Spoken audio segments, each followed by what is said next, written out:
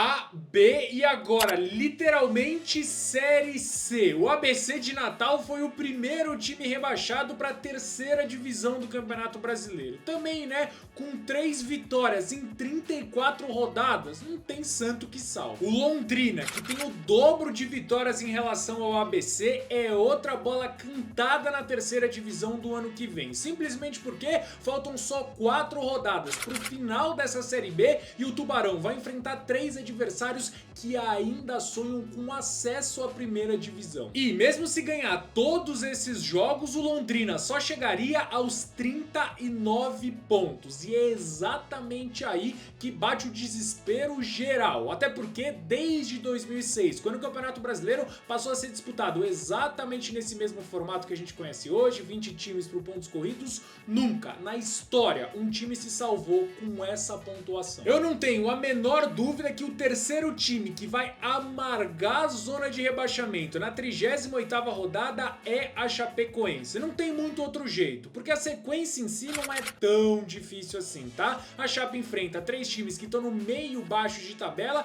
e só tem um confronto mais difícil na última rodada, quando pega o Vitória. Só que o problema real é a fase da Chapecoense. Tem a segunda pior campanha do retorno, são só 2 vitórias em 15 jogos e não conseguiu nem ganhar do ABC, que já estava naquela época virtualmente rebaixado. E o jogo foi em casa, com direito a um pênalti perdido pelo Henrique Dourado. Depois de 6 anos consecutivos na Série B, a Ponte Preta está se esforçando mais do que qualquer outro time para voltar para a terceira divisão do Campeonato Brasileiro. E eu vou te falar aqui, tá? Eles vão conseguir. O recorte do segundo turno é completamente vergonhoso. Tem a 4ª pior campanha, com o 4º pior ataque e a 3ª pior defesa. E esse combo fica completinho quando a gente pega o recorte dos últimos 10 jogos da Ponte Preta. A gente tá falando de um time que só tem uma vitória, 5 derrotas e um saldo negativo que é maior do que o saldo do ABC. Ah, Celso, mas é a Tombense que tá na zona do rebaixamento. E sim, você tem razão, mas diferente da Ponte, a fase do time mineiro é boa. E eu não tô te falando isso só porque eles vêm de 2 vitórias consecutivas. É isso também, mas se a gente for pegar o mesmo recorte que a gente fez para Ponte Preta, os últimos 10 jogos, a Tombense tem mais vitórias do que derrotas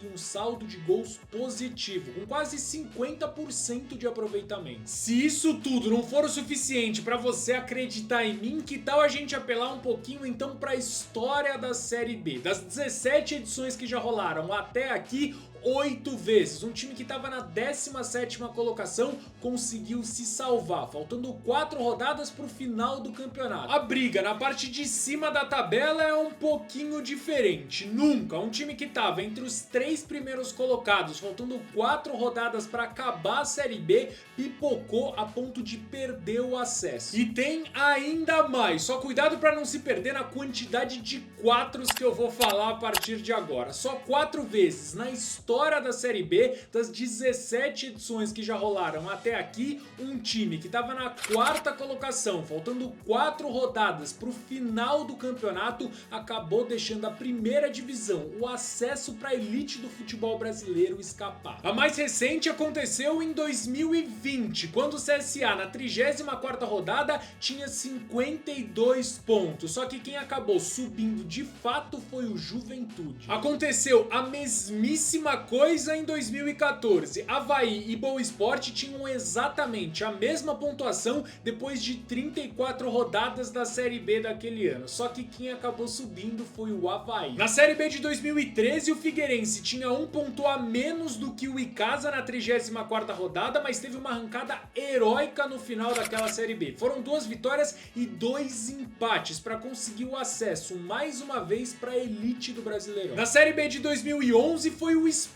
quem conseguiu tirar a maior diferença da história entre a 34ª e a 38ª rodada. Só que calma, né? Falando desse jeito, até parece que o Sport tirou 10 pontos em relação ao Vitória. E não foi bem assim. O Vitória na 34ª rodada tinha 53 pontos e o Sport só 2 pontinhos a menos. Só que o Vitória vacilou e o Sport subiu. Isso quer dizer que todos os times que estão a 3 ou mais pontos do G G4 atualmente já podem desistir do sonho do acesso? Eu queria muito te falar que não, mas a real é que hoje o time que tá mais próximo disso ali é o Vila Nova, né? Que trocou de técnico mais uma vez e faz um segundo turno muito irregular. Um time que tem 5 vitórias, 4 empates e 6 derrotas na hora do vamos ver da Série B, desculpa, esse time aí não sobe. Na luta para essa última vaga para a Série A do Campeonato Brasileiro de 2024, eu também vou ter que tirar o Guarani, justamente por conta da fase recente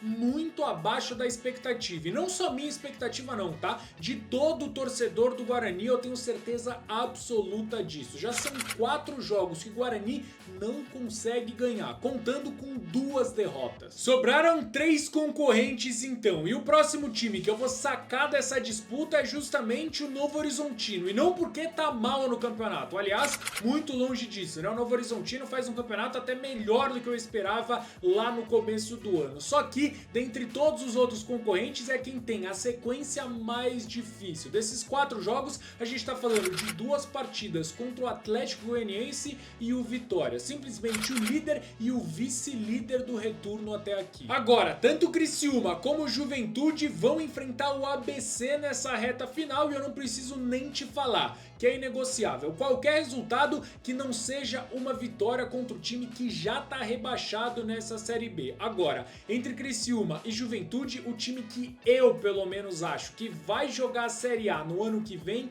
é o Juventude. Eu vou te falar por quê. Ponte Preta é um adversário fraquíssimo, o Ituano, idem, e o Ceará, que é o último confronto do Juventude nessa Série B, é um time que já não quer mais nada com nada nesse Campeonato Brasileiro. Então, eu pelo menos acho que o Juventude tem potencial para ganhar os 4 jogos dessa reta final. Se você gostou desse vídeo, gostou dessa análise, deixe seu like, se inscreva no canal e ative o sininho das notificações.